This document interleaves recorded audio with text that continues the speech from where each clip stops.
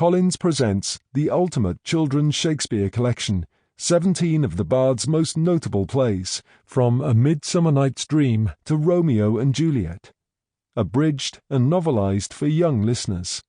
This collection also includes the biography The Life and Times of William Shakespeare. A Midsummer Night's Dream, written by John Docherty.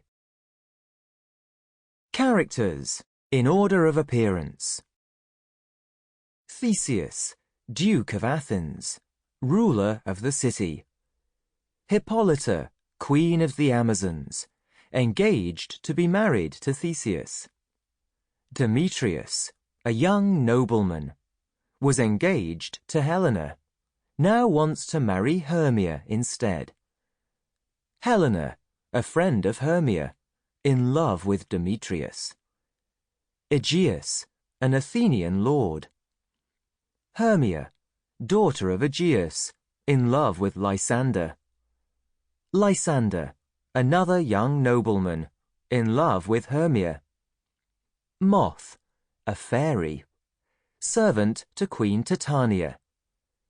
Puck, another fairy, servant to King Oberon. Titania, the fairy queen.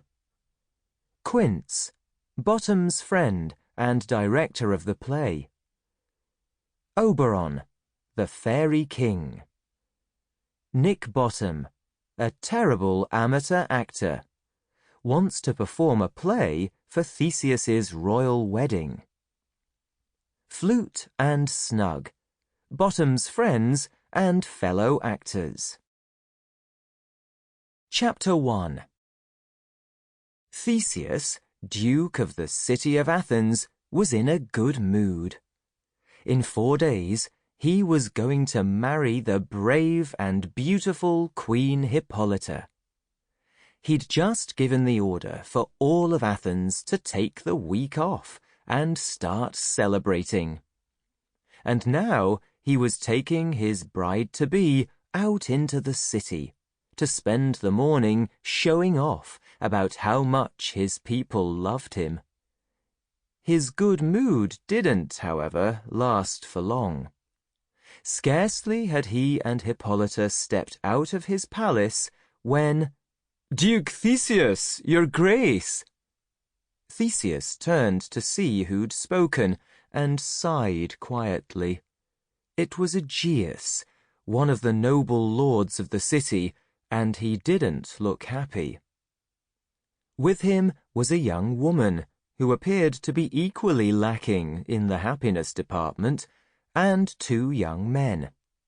One of the young men was clearly just as unhappy as everyone else, and the other looked, well, a bit smug, really. Theseus sighed again. It looked as if he was going to have to spend the morning listening to people's problems. Honestly, sometimes he felt less like a duke and more like everybody's best friend, although, unlike ordinary best friends, he did at least have the power to have people put to death if they got really irritating. "What's the problem, Aegeus?" Theseus asked. He wasn't really looking forward to the answer, but at least, he thought, with a smile at Hippolyta, it might give him the chance to show her how good he was at being wise. Aegeus needed no more encouragement than that.